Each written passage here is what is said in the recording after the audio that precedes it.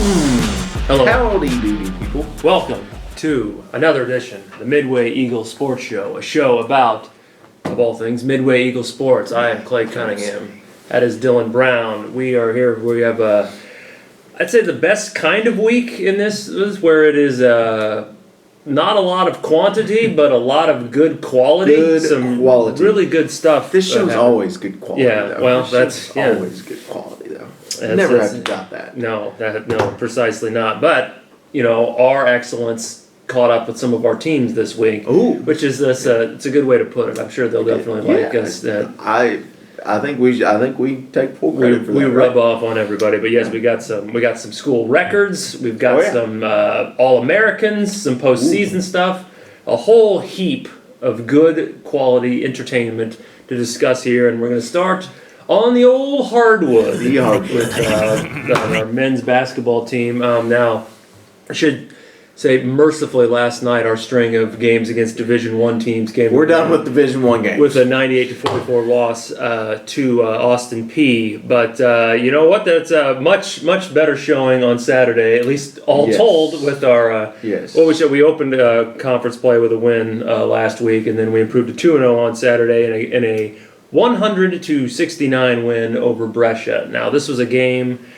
This was one. A lot of records fell in this game. Did not appear like it would. We started the game 4 for 20. Down 18-8. Yeah, 20-8. 20-8. And then missed our first 9 3-point shots.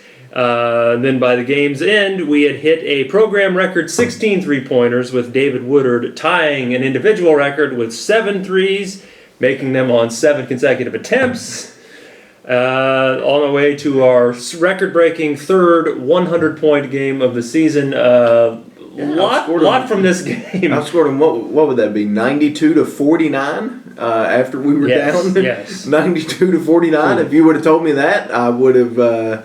I don't think I would have believed you by the way that game started. I mean, my goodness, Midway. I thought we were kind of building a neighborhood there for a little while with all the bricks we were throwing up, but my goodness, whenever they got hot, and David Woodard, credit to him, he got on fire. He missed his first couple, but then he really turned it on of late. And I think you said. I think you told me afterwards, what was it, 16 of 25? 16 of 20, after the 0-9 start, 16 of 25. 16 of 25 from 3 to close the game. A program record for threes in a game. I mean, that was a terrific performance, especially to start off conference play 2-0. That's certainly something you want to do, and you want to try and ride this momentum into these final home games, or final couple games we've got coming down the stretch, a couple big ones.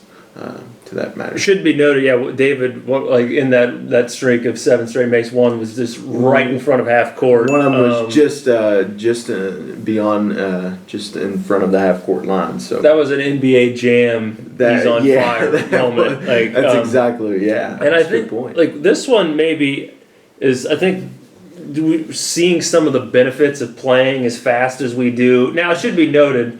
You're not. I mean, some nights is not going to catch up. Like we should point out, like the Austin P game, we were 3 for 29 from 3-point range. So that's hard. But you're not. That one doesn't count against us. No, that one doesn't count against us. It never happened. That's just helping the athletic budget. But you're not usually going to, counter 14 misses and 15 attempts by shooting 64% from 3-point range over a 28-minute stretch. But when you have all those possessions. I do think we saw a little bit of it. Yeah, no, absolutely. I think that's kind of one of the things that helped that team on Saturday was how fast we play. I think we really wore down Brescia, especially their big guy. I don't think he was quite ready for what he experienced, the pace that Midway wants to play at.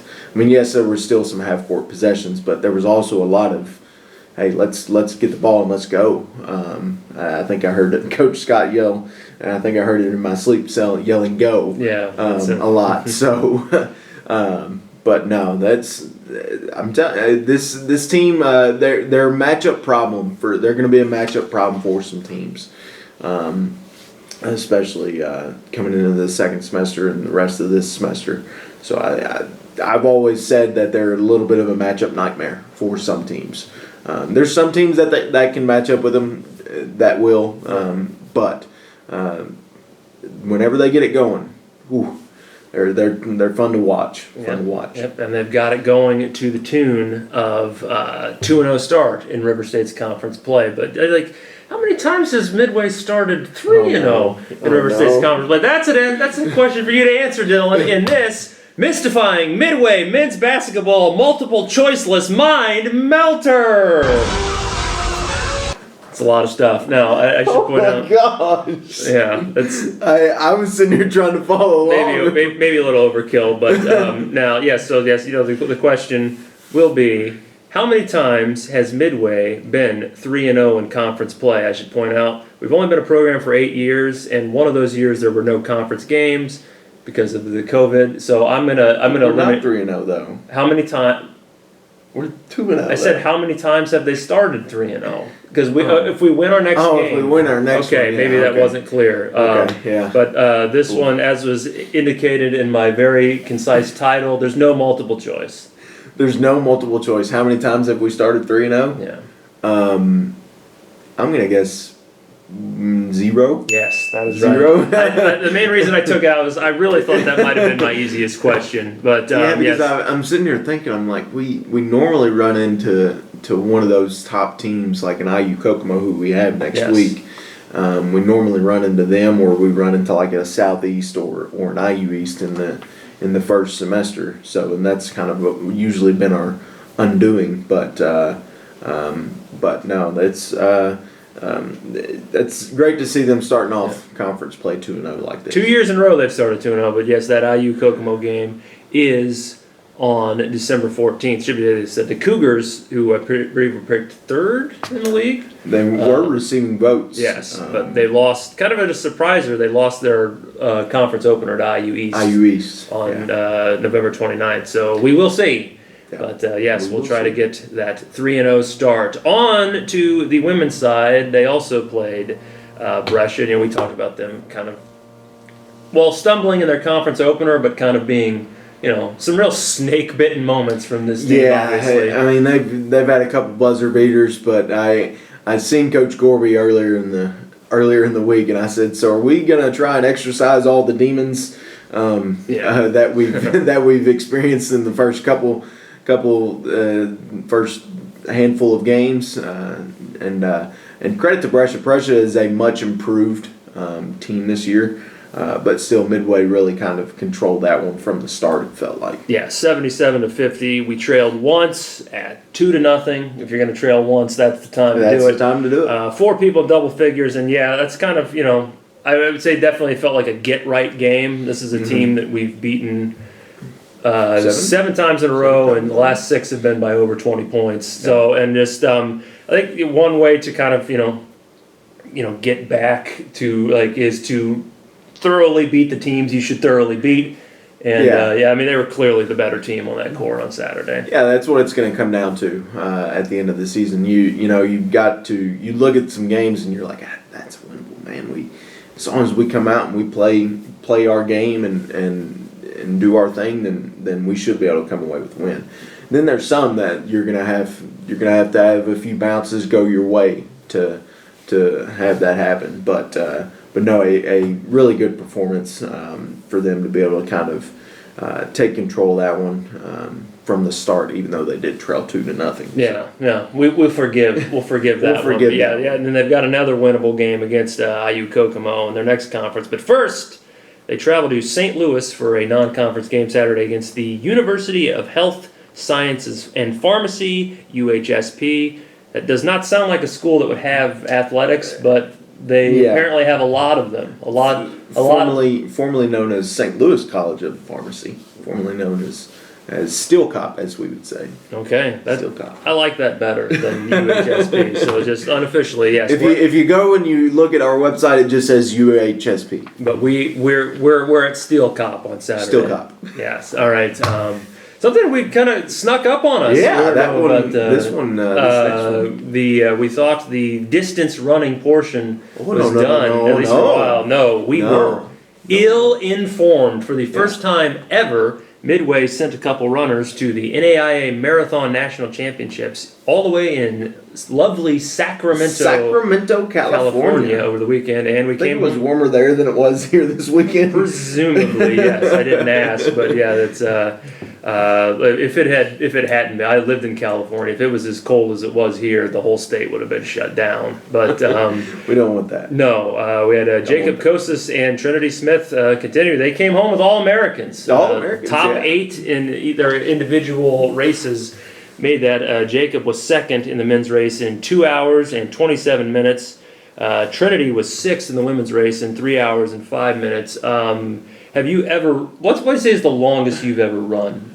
Has it approached 2.5 to 3 hours? No. Maybe like 45 minutes. Okay. And maybe like 45 minutes. That's kind of a walking. Yeah, that's and alternating walking and running is like maybe 45 minutes. Well, I'm going to guess there was no alternating here between these two, but this was this. Yeah, we talked about them a lot, obviously, but this nice continuation of what we talked about and some good momentum going into the track season. Yeah, absolutely. That one was I tried to follow. I knew they were running, and I tried to follow along with the results. The results, as you can imagine, weren't very conducive, I would say, to following along. It kind of felt like you couldn't get past page 1 on the individual results. So I kept on trying to go back, but no, a awesome performance by them to be able to come away with an All-American honor. I believe for both of them, I believe it's their first All-American honor of their careers. So really happy for both of them. I know we also had a couple other runners that were there as well. I think in total we had 5. Yes. 5 total runners. So really, that's kind of a one you don't necessarily see all the time. It's one that's kind of trying to become an NAIA thing, because it was also held in conjunction with the California International Marathon. Whatever it is, I don't remember the name of it. I can't remember the name of it either. But no, awesome job by them to be able to bring home All-American honors. You get the Clay Cunningham salute of success. I could probably come up with a better. Yeah, I could probably come up with a better. SOS. Yes. SOS. Sending out an SOS. You know who doesn't need it? Our Rocket League team. Now we're gonna close with a very slow week on campus, but here we got a few things going on. Rocket League, we talked about, they still undefeated, and they are 1 win away from completing a perfect fall portion. They're on to the Mid-East Conference Championship after they beat Randolph-Macon on Monday, and they are against Stevenson of somewhere, I think South Carolina. That sounds about right. Possibly. Named after, I believe, Beavis and Butthead character Stuart Stevenson. Oh, okay. If memory serves. I'm fairly certain that's correct. But yes, that'll be it. We'll give you credit no matter what. Okay, yes. Well, that's perfect. Just for coming up with that. We'll give you credit. This just kind of look at it. This was a team 9-10 last year, and clearly some big steps. I mean, I'm sure you could tell completely out of my depth talking about eSports. I'm not like a modern gamer, but this has been kind of a fun thing to watch, and now, they'll have a chance to wrap her all up. Do we know who we play on Friday yet? Stevenson. Oh, Stevenson. Oops, my bad. That one kind of went completely over my head. Out to lunch there. That one went completely over my head. Stevenson, we're coming for you. Yes, absolutely. Get ready to take an L. Yes, that's this is the Dylan Brown guarantee. That's get ready to take the L. Stick up on that. Midway's Stevenson. Bringing home the chip. Put this on your bulletin board. We don't care. You can't put a video on bulletin boards, you idiots. We're coming. This may be getting a little too antagonistic, but that one can be watched at Twitch TV. Tune into Twitch. Twitch.tv/Midway University on Thursday, which is tomorrow. The Overwatch team will also be playing center for third place. For third place. We're coming for you, Center. Yes, that's You are really all about the challenges. I want to see you bring that same energy to wrestling. Oh, okay. That's we're getting there. Definitely two sports that have the same level of aggression to them. Absolutely. So Absolutely. the guys seem to find a little bit of a rhythm after an 0-2 start at the Blythe Memorial Duels. They lost the first two, but won their last three over the weekend. They ran into had a little bit of a change to the schedule. So we were originally in a pool with Camelsville and Cornerstone, but that ended up getting switched around because didn't want to wrestle a Mid-South duel. At that point in the season. Ended up getting that changed. You faced in Wisconsin EAU Clare squad who finished 11th at Nationals last year, currently ranked number 3 in NCAA Division III. So, they really they dominated that duel. There's no ifs, ands, or buts about it. They dominated that duel. I don't think that we were quite ready for it. In talking with Coach Mason, we really kind of got our butt handed to us on day one. I had a couple. Then you go into a match with St. Ambrose, which you think you're on the same level playing field with, and they win that one as well. But with all that said, a credit to the team for bouncing back on day two. You got dominating wins over Siena Heights, and then also over Muskegon. And then you also kind of eked out, had a tough duel, a back and forth duel with Wheaton. One that kind of went back and forth and really went down to the final. It went down to the final match. If Aaron Garcia doesn't pick up the pin there, or possibly gives up bonus points in that match at a heavyweight, then Midway possibly loses that one. But credit to the team. A couple of wrestlers went 4-1, so happy to see that. Abe Hafez went 4-1, and then also Jabril Williams, who we felt got snubbed for Mid-South Conference Wrestler of the Week, but we feel very strongly about that. Camelsville kid did go 5-0. So, credit to that team. Now they're 500 on the year, and now we go into the Midway duels, I guess is what we're calling it, this weekend. Certainly, all three are winnable. Yes, I would say as long as. If the Midway wrestling team that wrestled on Saturday, day 2 of the Blythe Memorial Duels, shows up, then they should be able to have a chance to go 3-0. Are you bold enough to guarantee a 3-0 finish on? I don't think I'm quite that bold. Okay. I don't think I'm quite that bold. But it's a chance to see Midway wrestling on campus. Absolutely. Which is, you better be here. Yeah. We'll be here. We will be here. We will be here. And if you really need like an autograph from us, just But to the I'm sure this would be important to wrestling. Like if you guys, if you want to make it so somebody can go see Heartless Bastards in Cincinnati one time, maybe take care of them quick. Yeah. That's that should be motivation. Yeah, outside of I think Dylan's that's motivation guaranteed enough. To have your assistant SID get to go watch their favorite band. Yes, but 12 p.m. we get started. Lot of wrestling happening in this facility. We're in Hunter Fieldhouse, in case you didn't know. Yes. Fieldhouse, if you've seen the conference room, we're in Hunter Fieldhouse. Yes. Right there. We're like 10 feet away from the doors. Wrestling's going to happen. We'd be feeling the energy, but it's not happening now. But it will be. But you'll hear 3 takedown instead of 2. That's gonna be an adjustment. But it's an adjustment. I think we are at the end. Already at the end. Yes, like I said, quality over quantity. Thank you for watching. If you exist, come on out to Hunter Fieldhouse. Watch Midway eSports Rocket League on Friday. Then come on out to Hunter Fieldhouse. Check out. Pack that tight room. eSports. I'll be there. Feel like a coliseum. We got the walking track. You can watch from above. Bring your camping chair. What more could you want? You should be a salesman. You get to see Bruton Parker, you get to see Kentucky Wesleyan, and you get to see Thomas More, and then most importantly of all, you get to see Midway Fighting Eagles. You get to see them flat on their backs. He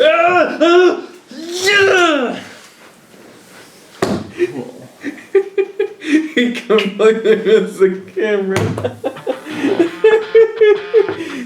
Goodbye, everyone.